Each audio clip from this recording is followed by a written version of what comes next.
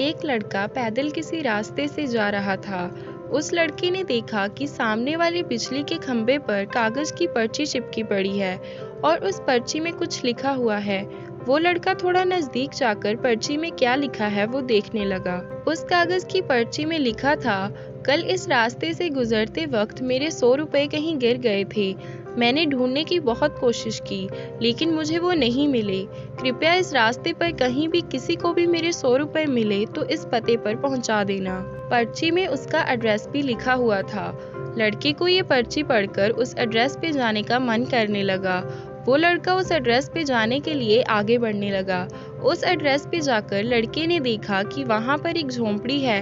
लड़के ने बाहर से आवाज लगाई तो उस झोंपड़ी में से एक वृद्ध औरत लाठी के सहारे बाहर आने लगी। लड़के को पता चल गया कि वो वृद्ध औरत सिर्फ अकेली ही इस झोंपड़ी में रहती है।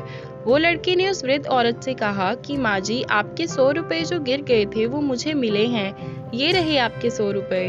उस लड़के की बात सुनकर वो वृद्ध औरत रोने लगती है और कहती है कि बेटा, अब तक करीब 15-20 लोग मुझे 100 रुपए देकर जा चुके हैं। बेटा, मुझे ठीक से दिखाई भी नहीं देता है और मुझे पढ़ना लिखना भी नहीं आता है। पता नहीं किसने मेरी ऐसी हालत देखकर मेरी मदद करने के लिए ऐसा किया है। लड़के ने 100 रुपए रखने के लिए कहा, पर वो वृद्ध औरत नहीं मानी।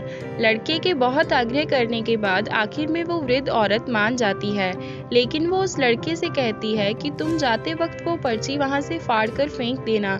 मुझे पता नहीं कि किसने मेरे पे तरस खाकर ऐसा किया है। लड़के ने कहा, माँ जी, आप इस बात की फिक्र मत करना, मैं वो पर्ची फाड़ दूंगा। अब वो लड़का उस वृद्ध औरत के घर से निकल जाता है। थोड़ी देर चलने के बाद उस लड़के ने सोचा कि आखिर मुझसे पहले आए हुए उन 15-20 लोगों को भी इस माँ जी ने वो पर्ची फाड़ने को कहा होगा, लेकिन उनमें से किसी ने भी पर्ची को नहीं फाड़ा, तो फिर मैं क्यों फाड़ दूं? वो लड़का उस पर्ची को बिना फाड़े ही वहां से चला जाता है। उस लड़के के मन में उस व्यक्ति के लिए बहुत ही आदर और सम्मान था जिसने ये तरीका ढूंढा था और उस जरूरतमंद वृद्ध औरत की मदद की थी। शिक्षा, हमारे मन में सिर्फ किसी जरूरतमंद की मदद करने की इच्छा होनी चाहिए, क्योंकि मदद करने के तो बहुत सारे तरीके होते हैं। हम किसी भी तरह मदद कर सकते हैं।